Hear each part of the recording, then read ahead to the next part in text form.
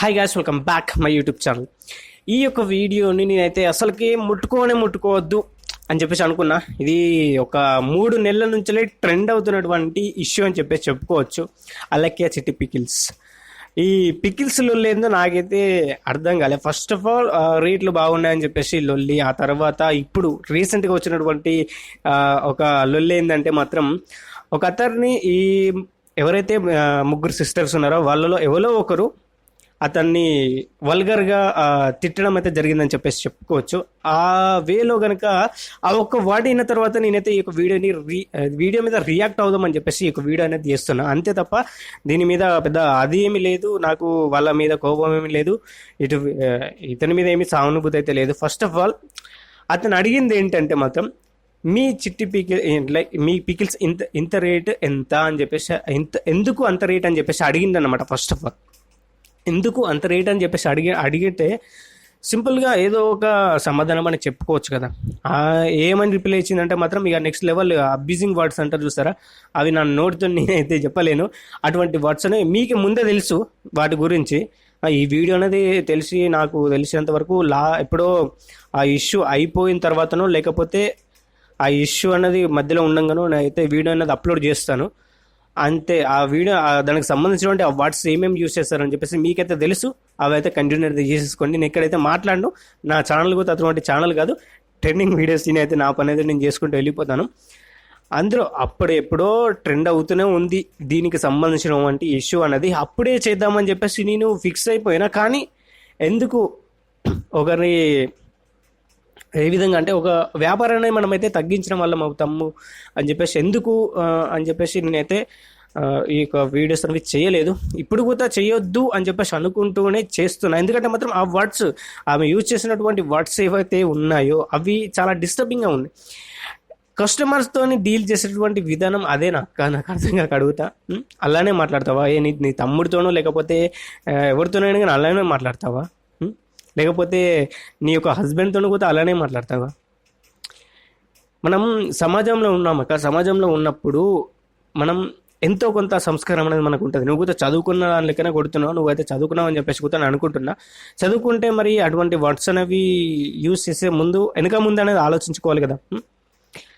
ఎందుకు అంత రేట్ అని చెప్పేసి అడిగితే సో అండ్ సో అని చెప్పేసి నీకు సంబంధించినటువంటి ఏవైతే ఉన్నాయో వాటికి సంబంధించినటువంటి అదేంటి మనం ఇంగ్రీడియంట్స్ కావచ్చు, అది కావచ్చు, ఇది కావచ్చు అని చెప్పేసి చెప్పొచ్చు. చిన్న మాట, ఏం లేదు తమ్ముడు, నువ్వు మేము ఇట్లా హైజీనిక్గా చేస్తాము, ఈ కైండ్ ఆఫ్ ప్రాసెస్ అనే ఉంటుంది, ఈ కైండ్ ఆఫ్ ప్రాసెస్. అదేవిధంగా చూసుకున్నట్లయితే జిఎస్టీ ఇంకోటి అవుతుంది, అది ఇది అని చెప్పేసి ఏదో ఒకటి చెప్పేసి అతన్ని అయితే ఇంత రేటు పడుతుంది, మాకు ఇంత రేటు పడుతుంది, మేము అయితే ఈ విధంగా అయితే చేస్తామని చెప్పేసి చెప్పొచ్చు.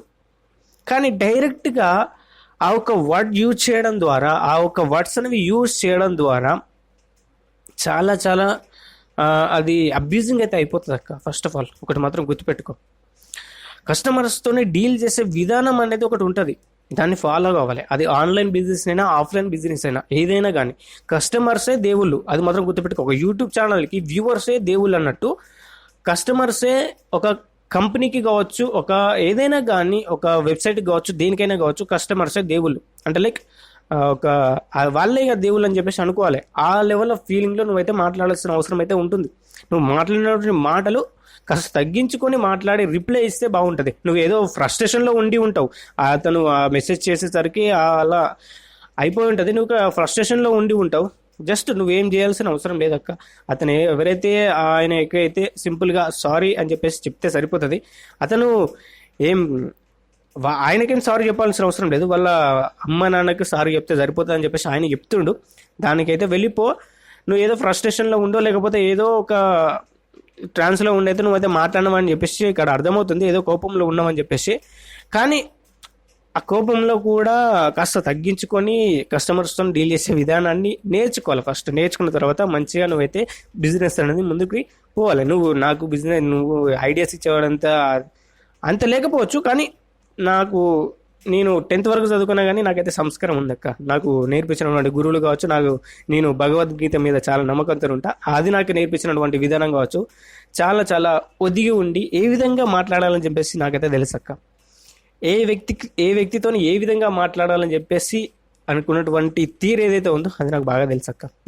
ఎలా మాట్లాడితే ఏ విధంగా ఉంటుందని చెప్పేసి కూడా నాకు తెలుసు. నాకు కూడా ఒక షాప్ ఉంది, అది వేరే ముచ్చట, దానికి సంబంధించిన విషయం అది వేరే ముచ్చట అని చెప్పేసి చెప్పుకోవచ్చు. కానీ నువ్వు మాట్లాడినటువంటి తీరు ఏదైతే ఉందో అదొక్కటి కాస్త నన్ను డిస్టర్బ్ చేసింది. అందుకోసం అని చెప్పేసి ఇటువంటి వర్డ్స్ అనేవి యూజ్ చేసేసుకోకుండా సింపుల్గా సాదా సీదాగా మాకు ఇంత ఖర్చు అవుతుంది అది ఇది అని చెప్పేసి ఏదో ఒకటి చెప్తే అయిపోతుంది కదా. దాని గురించి అది గోల్డ్ అవసరం అని చెప్పు, నాకు అర్థం కాకూడదు. ఇటువంటి ఇష్యూస్ అనేవి ఎందుకు వస్తాయంటే గిందికి వస్తాయి. రేట్స్ అనేవి పెంచుకోవచ్చు, తగ్గించుకోవచ్చు, అది నీ ఓన్ డిసిషన్ అక్క. నిన్ను ఎవ్వరు కూడా అది రేట్లు బాగా పెరిగినాయి ఇది పెరిగినాయి అని చెప్పేసి అంటారు. ఎందుకంటే మాత్రం నీ పర్సెప్షన్ మీది, నువ్వు ఏ విధంగా చేస్తున్నావో నీకు సంబంధించినటువంటి దానికి సంబంధించినటువంటి అది ఏదైతే ఉందో అది నీది. నువ్వు ఏదైతే హైజీనిక్గా చేస్తున్నావో ఇంకేలా చేస్తున్నావో ఇంకలా చేస్తున్నావో అనేది నీకు సంబంధించి నువ్వు ఎంత రేట్ అయినా పెట్టుకోవచ్చు. కానీ దానికంటూ ఒక జస్టిఫికేషన్ అనే ఇవ్వు. నేను ఇలా పలానా దాంట్లో చేస్తాను, పలానా మెంబర్స్ దాంట్లో ఉన్నారు, వాళ్ళందరికీ కూడా నేను జీతాలు ఇవ్వాలి, వాటితో పాటు ఇది అని చెప్పేసి సో అండ్ సో అని చెప్పేసి ఎక్స్ప్లెనేషన్ అనేది ఇవ్వు. ఎక్స్ప్లెనేషన్ అనేది ఫస్ట్ ఆఫ్ ఆల్ ఇవ్వు. ఇచ్చిన తర్వాత ఆ రెస్పాన్స్ వేరేలా ఉంటుంది.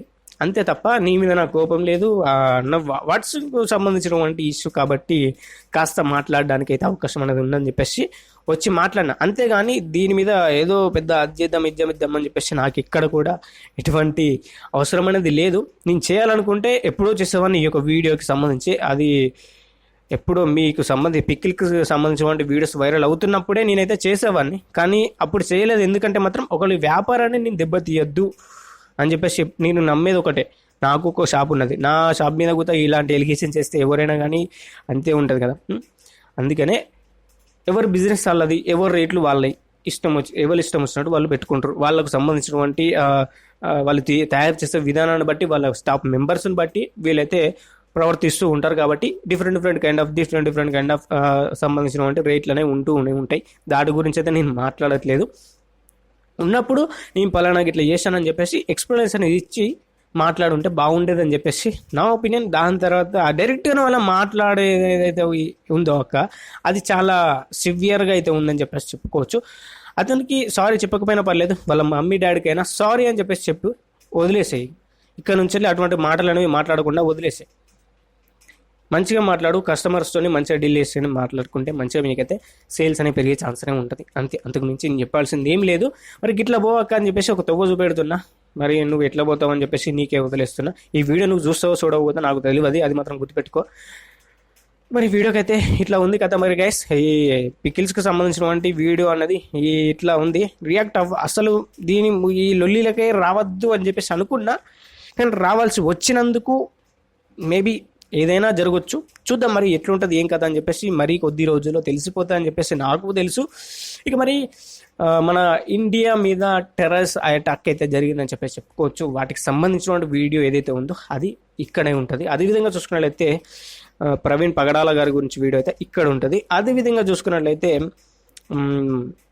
ఒక ఇష్యూ అనేది మన తెలంగాణలో జరుగుతుంది కదా, అదే మనకి ఫారెస్ట్ ఇష్యూ. ఆ ఫారెస్ట్ ఇష్యూకి సంబంధించిన వీడియో ఇక్కడ ఉంటుంది. ఆ వీడియోని అయితే చూసేసేయండి.